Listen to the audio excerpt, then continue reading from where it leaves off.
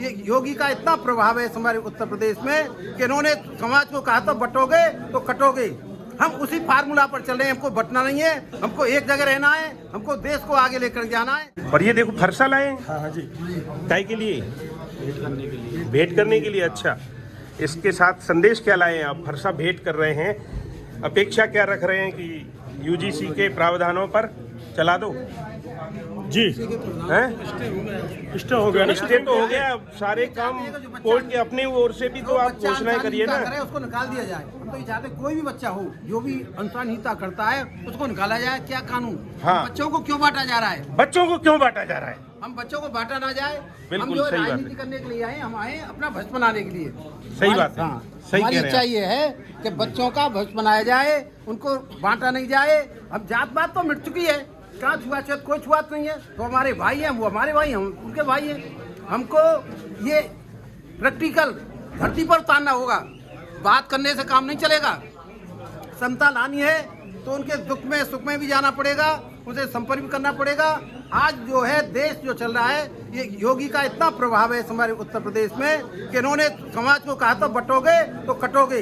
हम उसी फार्मूला पर चल रहे हैं। हमको बटना नहीं है, हमको एक जगह रहना है, हमको देश को आगे लेकर जाना है। हमारे सब भाई हैं, हम सबका सम्मान करते हैं। हम सरकार से ये अपनी मांग रखते हैं कि सबके लिए कोई भी बच्चा अनुशासनहीनता करता है जो उसमें कोई जातीय भेदभाव न किया जाए। जाति भेद नहीं किया जाए। जब मैं कर रहा हूँ, जब कोई कर रहा है, उसको पहले ये बता। हमसे कहते थे सुनो और भाई, आप क्या कहोगे पहलवान जी? आप भी आते हो इस परिधि में, तो आपको तो यूजीसी का फायदा मिल रहा है।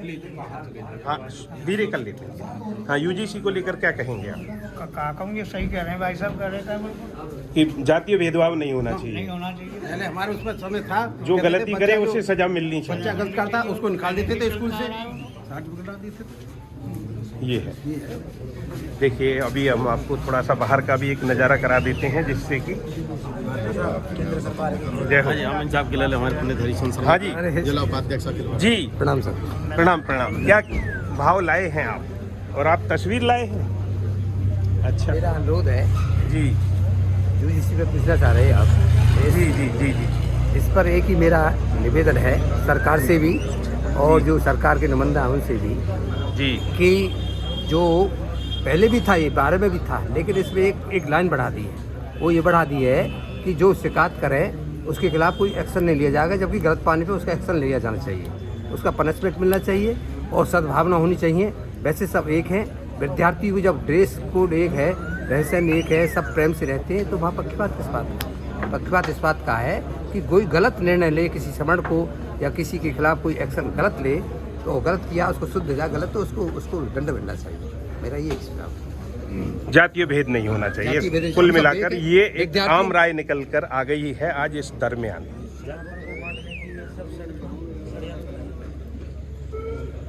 बांटने की राजनीति नहीं होनी चाहिए। देखो, हम भी यहाँ सवर्ण से, हमारे साथ ये मातृशक्ति भी है। देखो इधर ये हमारी हम तो माता है, जनसंघ ये के लोगों की बात कर रहे हैं। वो यूँ कह रहे हैं 2 कचौड़ी 2 समोसा, और मोदी योगी की बात का क्या भरोसा।